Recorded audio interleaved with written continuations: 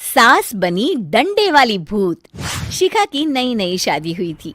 उसका मायका और ससुराल दोनों कानपुर में ही थे, इसलिए उससे मिलने उसके भाई अक्सर आते जाते रहते थे। ये बात शिखा की सास मीना को बिल्कुल पसंद नहीं थी। मम्मी जी, आज राहुल भैया आ रहे हैं। कौन? तेरे चाचा का लड़का? जी मम्मी जी। अरे पर वो तो दिल्ली में रहता है ना। हाँ मम्मी जी, उन्हें कल सुबह दिल्ली के लिए निकलना है, तो वो आज मुझसे मिलते हुए कल सुबह यहीं से निकल जाएंगे। हमने तो धर्मशाला खोल रखी है ना। कुछ कहा क्या मम्मी जी? मैंने कहा हाँ हाँ, आने दे तेरे भैया को, जमकर खातिरदारी करेंगे। अब तो कुछ करना ही पड़ेगा, इससे पहले कि मेरा घर धर्मशाला बन जाए। ये कैसी बातें कर रही हो मीना? सच ही तो कह रही हूँ। अभी इसकी शादी को साल भर भी नहीं हुआ और आए दिन इसके घर वाले आ धमकते हैं।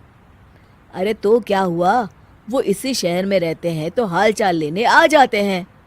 इस बार मैं उनका हाल और चाल दोनों ही बिगाड़ दूंगी। अब बहुत हो गया जी। अरे ये कैसी बातें कर रही हो, हे भगवान, बस आप तो देखते जाइए। शाम को राहुल आता है। नमस्ते आंटी, कैसे हैं आप लोग?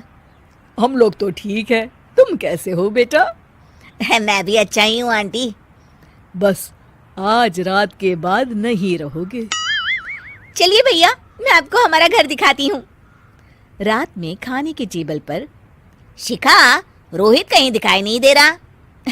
जी भैया, वो ऑफिस के काम से बाहर गए हैं, कल शाम तक आएंगे। अच्छा अच्छा। बेटा, क्या तुम भूत प्रेत में मानते हो? नहीं नहीं आंटी जी, पर अचानक आपको ये ख्याल कहाँ से आ गया? पता नहीं क्यों, कभी कभी मुझे लगता है जैसे रात के समय बैठक में कोई घूमता रहता है। ये आप क्या कह रही हैं मम्मी जी? हाँ, तुम लोग घबरा ना जाओ, इसलिए मैंने आज तक इस बारे में कुछ नहीं कहा। ये आपका वहम होगा आंटी जी, ऐसा कुछ नहीं होता। हो सकता है। चलो अब मेरा सोने का टाइम हो गया है तो चलती हूँ मैं। शिखा बेटा, राहुल के सोने की व्यवस्था वहीं दीवान पर कर देना। जी पापा जी। अब चलिए भी। अच्छा, तो बैठक में सोने वाले हैं साहबजादे। क्या बड़बड़ा रही हो? कुछ नहीं, आप सो जाइए। मीना और महेश के सोने के बाद शिखा और राहुल आपस में बात कर रहे होते हैं, तभी डोरबेल बजती है। अरे आप! सरप्राइज! काम जल्दी खत्म हो गया तो मैं आज ही चला आया। ये तो बहुत अच्छा किया। देखिए राहुल भैया भी आए हुए हैं, आप दोनों का मिलना भी हो जाएगा। कैसे हो रोहित? मैं तो ठीक हूँ भैया। शिखा, मैं भी आज यहीं सो जाता हूँ, राहुल भैया से बातचीत भी हो जाएगी। अच्छा अच्छा, ठीक है।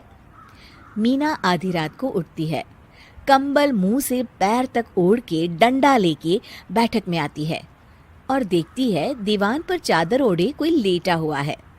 देखो तो कैसे मजे से सो रहा है बहन के ससुराल में। मीना ताबड़तोड़ 4-5 डंडे मार देती है।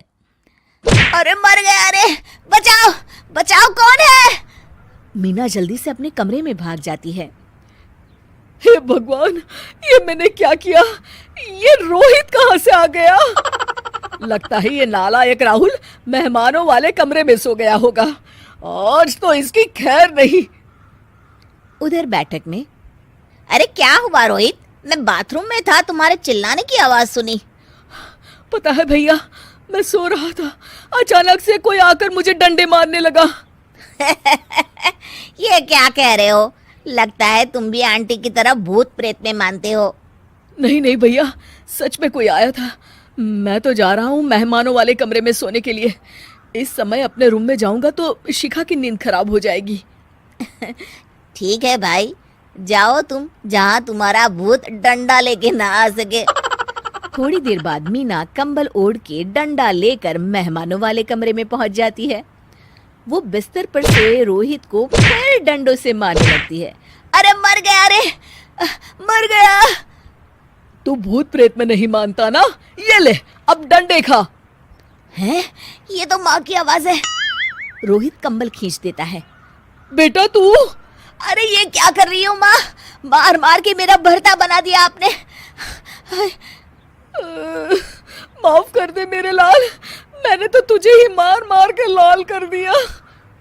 मैं तो उस राहुल के बच्चे को सबक सिखाना चाहती थी। राहुल भैया को? हाँ बेटा, मुझे लगा अगर उसे डंडे मारूंगी तो शिखा के मायके वाले यहाँ आना छोड़ देंगे। हे भगवान, माँ ये घर शिखा का भी है, उसके घर वाले जब चाहे आ सकते हैं। हाँ बेटा, आज मुझे भगवान का इशारा समझ में आ गया। मैं कितना गलत करने चली थी और अपने ही बेटे को चोट पहुंचा दी। अब चुपचाप जाके सो जाओ माँ, और किसी को कुछ बताने की जरूरत भी नहीं है।